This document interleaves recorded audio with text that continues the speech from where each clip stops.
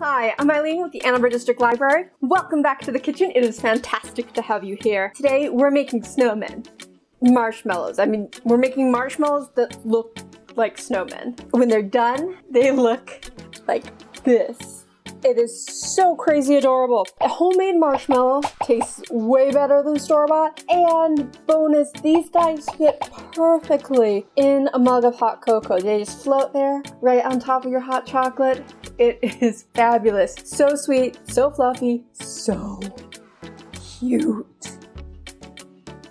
All right, let's jump right into it. Stand mixer, a pot for the stove. In this bowl, a half cup of water, 2.5 tablespoons of unflavored gelatin. This stuff comes in little packets. So I am just gonna leave those guys in there in the bottom of the mixing bowl. I'm gonna let them set for a little bit. Basically, I'm dissolving the gelatin, getting it nice and happy and ready to work. It totally looks like winter slush down in there. Meanwhile, I'm taking my saucepan and I'm gonna add a half cup of water to the pan, a cup and a half of sugar, just granulated sugar, a quarter teaspoon of kosher salt, and an entire cup of light corn syrup. This all goes on medium heat until it reaches 240 degrees if you're using a candy thermometer, or if you're not, it's going to reach the hardball candy stage. And what I'm doing now is actually I'm painting the sides of the pot with water using a pastry brush to try and catch any stray sugar granules and knock them down into the pot early on so that they don't fall in later and cause my mixture to crystallize. So that's just a bummer. However, the corn syrup that we put in there should help stabilize the mixture and prevent it from crystallizing. You could use honey or agave. They are finickier, more finickier. You can also do it with just all sugar. However, that way you're really setting yourself up for the crystal mayhem. So another way to potentially combat the sugar crystals falling in and causing it to crystallize is to put a lid on it, and then the condensation from the heating will run back down the sides often. It's not foolproof.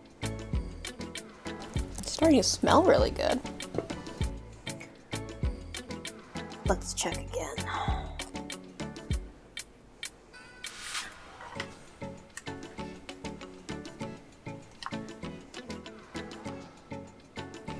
Just hanging out here. More waiting on the candy.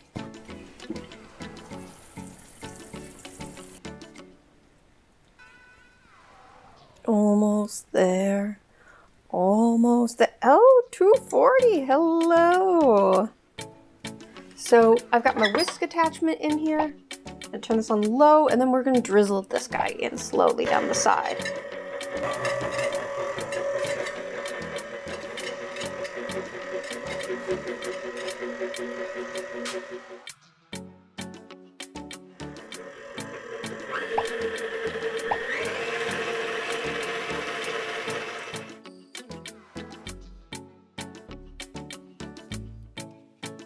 We're going to take a sheet pan and some vegetable shortening to grease that pan with.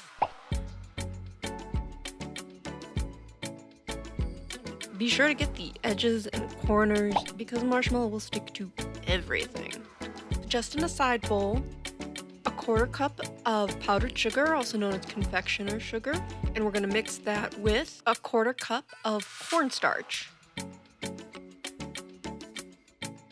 And I'm going to use this to sugar my prepared greased pan. Well, it's not prepared yet. It will be once this cornstarch and confectioner sugar mixture covers everything. I was getting lots of clumps of this mixture of cornstarch and confectioner sugar, so I'm sifting it onto the pan rather than spooning it or dumping it, just because I need to get rid of some of these clumps. This step is best done over a sink.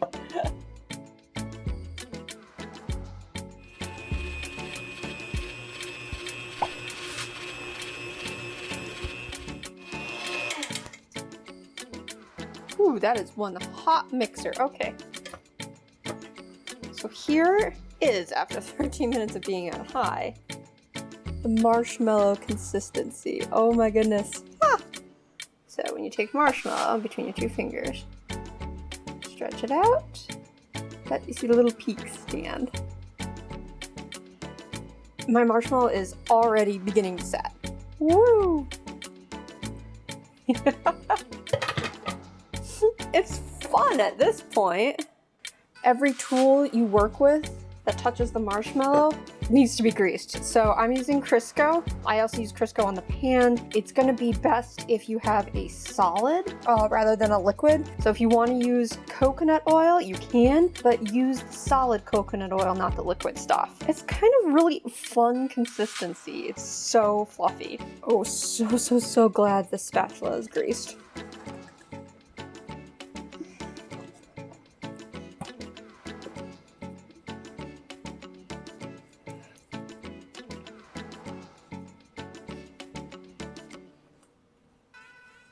All right, set that aside. So here's my whole pan of marshmallow fluff. Let me try to make it pan shape. It's not gonna spread on its own very much at all, so I need to get it into shape right now. Once we do have it in shape, I'm gonna let it just sit on the counter for at least 4 hours or overnight. I can get it just a little bit smoother because I am gonna wanna cut little round shapes out of this. Little flat snowman faces.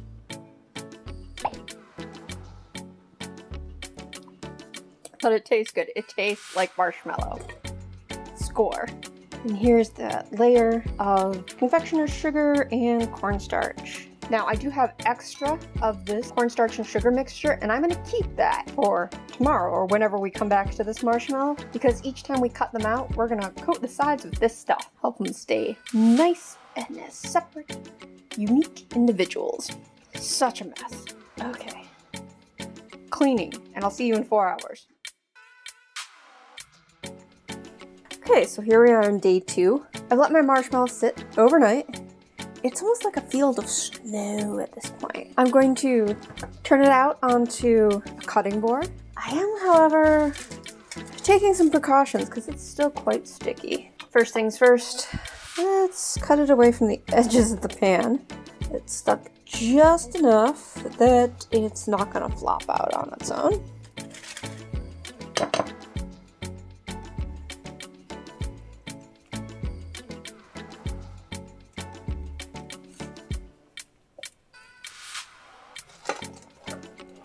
Go, an entire sheet of marshmallow. So to cut up my rounds, I'm going to use a round cookie cutter or biscuit cutter. You can do them different sizes. You can make some little ones.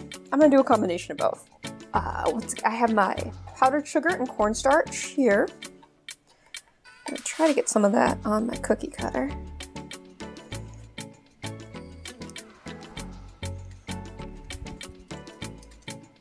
Oh, so sticky. Alright, as it comes out, I'm going to pop it back into this cornstarch mixture, sugar and cornstarch mixture, because all the edges are so sticky now.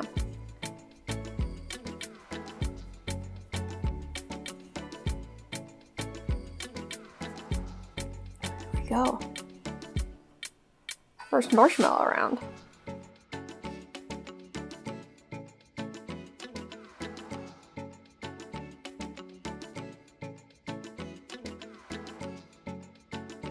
They're not perfect by any means, but that's how you know they're homemade.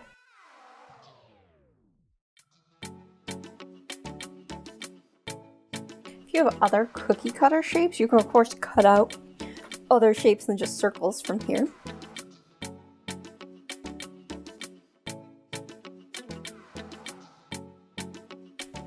Even these little guys, if you don't powder the edges, they will just all stick to each other again. They'll just reform into a giant sheet again. All my scraps, all my edges of my marshmallow, I'm just cutting up into small, irregular sized marshmallows. I won't decorate these, but they'll still be very tasty in some hot chocolate. All right, so now I have some very powdered sugar covered hands here. I managed to get 11 of these mid-sized rounds, 4 of these really large ones. You're gonna need a very large mug of cocoa for that. And then just a lot of little tiny offcuts. They'll last a very, very long time. Probably safely keep them for a year, so long as they don't get wet or they don't get hot. Onto the decorating. First, some cleaning. Now, to decorate, first thing I'm gonna do, I'm gonna melt a little bit of chocolate, and I'm gonna melt a little bit of white chocolate. So we'll put that. Same here, although I am gonna use a little bit more. You'll see. So I'm back from the microwave with my melted dark, well, semi-sweet, and white chocolate. Doesn't matter how sweet these are because they're just going to be decoration. To the white chocolate, I'm going to add a little bit of gel food coloring, some yellow, and some red, so that I can make a nice carroty orange color.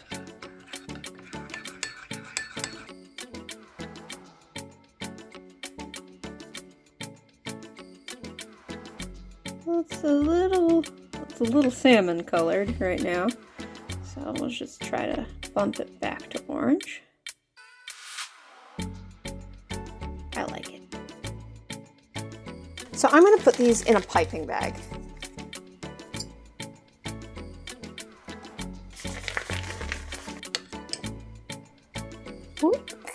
Alright, our chocolate piping bag is totally ready to go.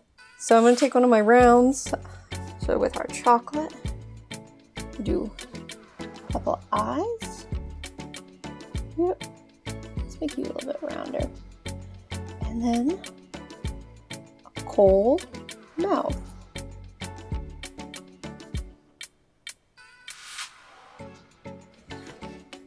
Oh, he's happy. He's so happy. Let's see if we can't give him a nose to go with that mouth. Let's do a blob of orange on one side. Drag it over to the side just a little bit. Here we go. All right, let's get the rest of them.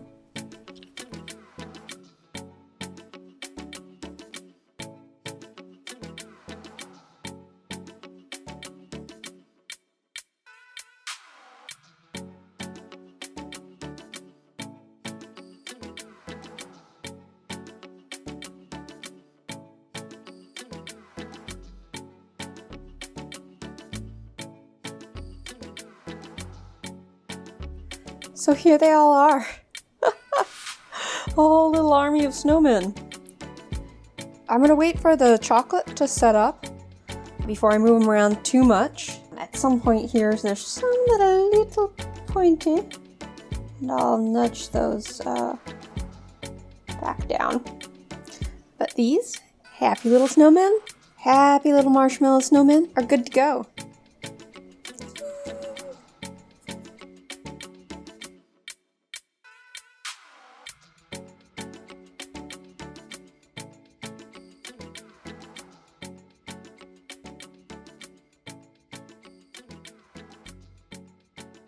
So I put this gelatin in the water to bloom and set up, and now it's such that I have chunks of gelatinous water.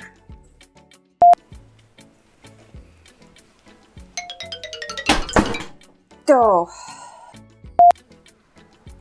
I just melted my spatula.